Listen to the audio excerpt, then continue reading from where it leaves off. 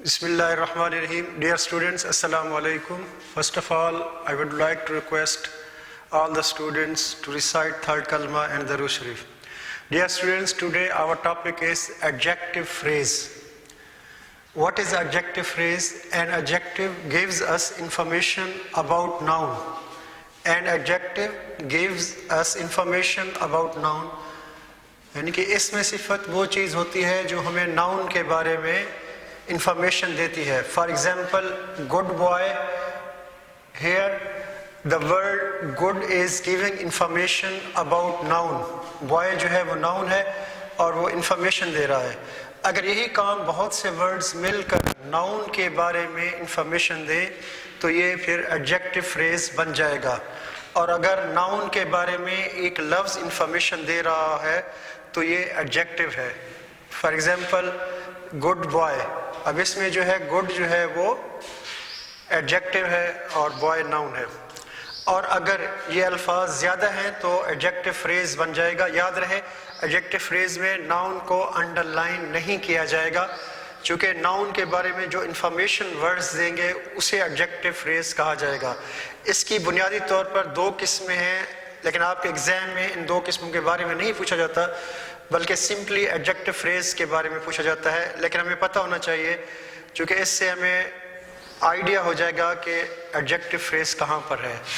तो ये इसकी दो किस्में हैं. पहली किस्म जो है ये प्रीडिक्टेटिव एडजेक्टिव फ्रेज और दूसरी जो है एट्रीब्यूटिव एडजेक्टिव फ्रेज कही जाती है. और अगर मिसाल के तौर पर अगर एडजेक्टिव फ्रेज इसम यानी नाउन से पहले आए तो फिर ये एट्रीब्यूटिव कहलाएगा. मसलन, It is a cold and dark night. Cold and dark night. अब ये जो है इंफॉर्मेशन दे रहा है, ये लिंकिंग वर्ब है, इसको अंडरलाइन नहीं किया जाएगा. लिंकिंग वर्ब के बाद जो है कोल्ड एंड डार्क और ये नाउन है, तो ये जो है ना एट्रीब्यूटिव एडजेक्टिव फ्रेज कहलाएगा. और अगर ये इसी तरह लिंकिंग वर्ब के बाद है तो इसको प्रीडिक्टेटिव कहा जाएगा. जैसे the house is airy and sunny. मिसाल के तौर पर यहाँ पे जो हाउस है ये आपका जो है ये नाउन है और ये एरी एंड सनी जो है ये आपका एडजेक्टिव फ्रेज है. इसकी आसान तरीन मिसाल जो है आगे हमारी एक्टिविटी है, इसको आप गौर से देखें कि he bore a banner with a strange device. He bore a banner, यहाँ देखिए उसने एक बैनर लगाया स्ट्रेंज डिवाइस के साथ. यहाँ पे जो अंडरलाइन किया गया है वो एडजेक्टिव फ्रेज की वजाहत, यानी कि जो इसमें सिफ्त है उसके साथ विद के साथ है स्ट्रेंज डिवाइस, इसको अंडरलाइन किया गया है. ये है आपका एडजेक्टिव फ्रेज, जबकि बैनर जो है आपका नाउन है और ये नाउन की क्वालिटी को डिस्कस कर रहा है. और चूंकि ये नाउन की क्वालिटी को डिस्कस कर रहा है इसलिए ये अल्फाज जो हैं ये, अगर ये यहाँ पे होता कि he bore a strange banner यानी कि, तो फिर ये इसका सिर्फ एडजेक्टिव होता, लेकिन चूंकि वर्ड्स हैं इसलिए ये एडजेक्टिव फ्रेज है. याद रहे कि नाउन को एडजेक्टिव फ्रेज में अंडरलाइन नहीं किया जाएगा, चूंकि नाउन ही की क्वालिटी जो है वो एडजेक्टिव फ्रेज कहलाएगी.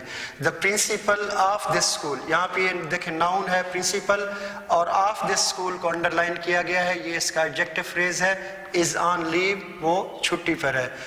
और इसी तरह नीचे देखें द डिसीजन ऑफ द जजेस, ये नाउन है और ऑफ द जजेस ये आपका एडजेक्टिव फ्रेज है, इस फाइनल.